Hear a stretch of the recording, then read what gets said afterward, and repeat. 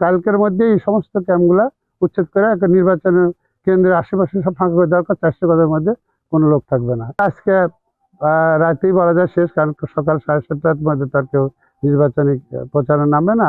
আজকে ধরেন শেষ রজনী এই নির্বাচনী প্রচারের জন্য। তো এখন যেহেতু বিশৃঙ্খলা হয়নি, সেদিকটা আমি মনে করবো যে ভালোই, নির্বাচন করে এখন ভালো আছে। আগামী দিন আমি বললাম যদি ক্যাম্পগুলো অপসারণ করতে পারে তাহলে নির্বাচন সুষ্ঠু সমাবেশ মানুষ নির্ভয়ে যাকে খুশি তাকে ভোট দিতে পারবে, সকল ধর্ম বর্ণ গোত্র শ্রেণী পেশা নির্বিশেষে তারা ভোট কেন্দ্রে যেতে পারবে। আগামীকালের কথা তো আমি আজকে বলতে পারবো না, বা ভোট কেন্দ্র 12 থেকে দখল হবে কি হবে না।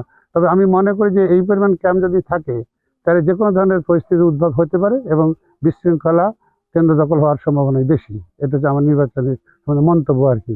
এখানে করতে হলে তো আমি তো বলেছি যে এই নির্বাচনগুলো যেটা তাদের প্রার্থীদের কাছ থেকে তালিকা নিয়ে কোনটা বৈধ, কোন ইউনিয়নে কোন ক্যাম্পটা বৈধ, আর বাকি ক্যাম্পগুলো সম্পূর্ণ অপসারণ করা দরকার।